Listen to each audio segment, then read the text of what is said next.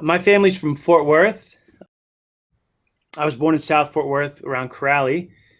I lived in Weatherford for a long time with my family out there, which is just west of Fort Worth. And I love Texas. I grew up there, and over the years, I was always back and forth, to visit family and stuff. And I moved back, and I lived there for 2 years while I was working on writing and just kind of taking some taking some time off from LA. Well, so I own a film and TV development company. I write some scripts, but most of what I'm writing is like development documents. So it's like character development, story development, stuff like that. And then we hire writers to actually write the thing. But we create the idea, or we buy book rights and then create the idea from that.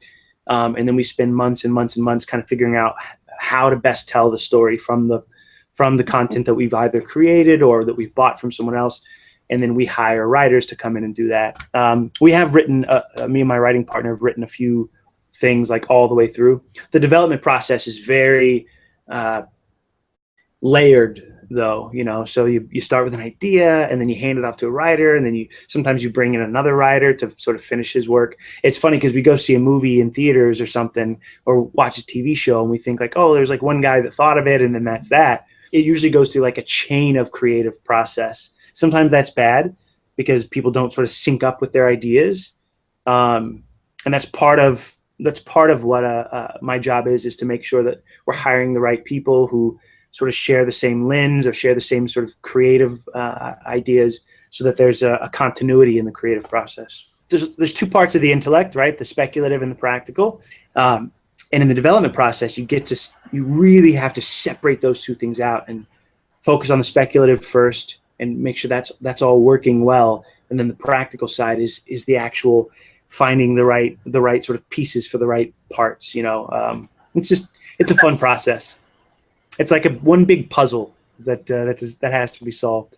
My company, has been developing lots of projects, and we've sold shows, so I've been mostly focused on that.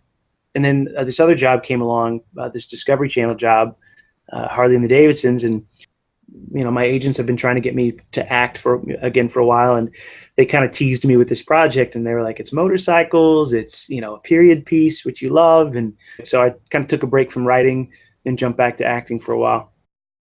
What were their lives like? What were all the little intricacies of the building of the company actually in history, and how does that make a story?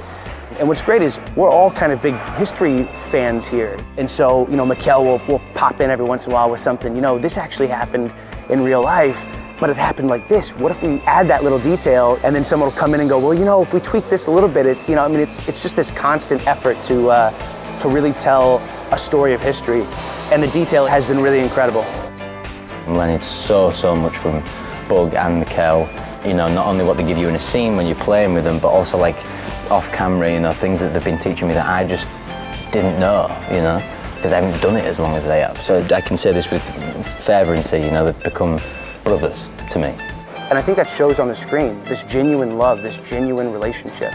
If you're a guy that just loves a good story, there you go. We've got 30 years of character development. So I age all the way up to like 60 years old in the show. It was really cool. The whole last episode, I'm like a 60-year-old man, which was so weird, but it was a lot of fun. And that was the hardest part for me.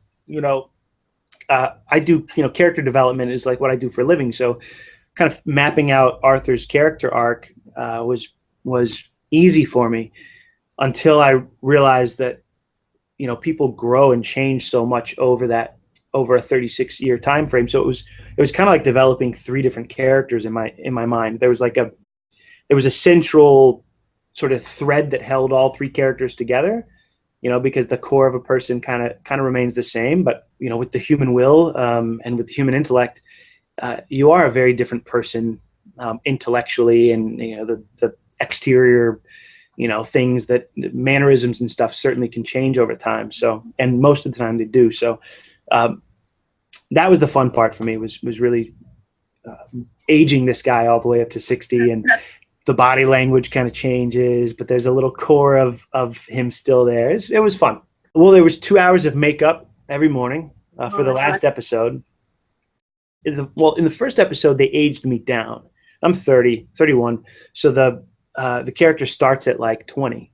So to age me down, it was a pretty quick process. They just kind of darkened my eyebrows a little bit, I guess kind of lightened up my features here and there.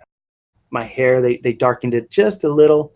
And then a lot of it was my work of just being very peppy and shoulders back and very sort of, excited about everything. Big eyes, right? Young men tend to have big eyes about everything.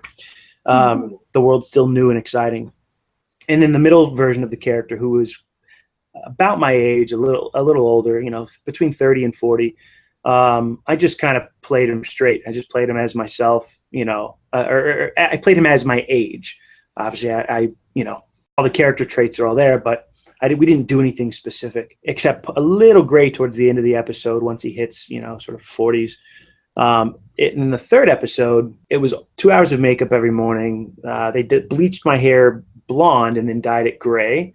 So I had gray hair for like 6 months. And then it was just a lot of like all the peppy stuff that I did in the beginning now became like kind of slouchy, and the shoulders kind of roll forward, and he's just he's tired. I basically play tired, just back to developing. So my company's developing about 15 projects right now. We just sold a show, just a lot of writing and, finding ways to sort of put our values into the into the entertainment industry, right? That's the real goal, right? Art lifts the heart and mind to God, and finding a way to do that without compromising morals, in this business is sometimes difficult, but we're figuring it out as we go.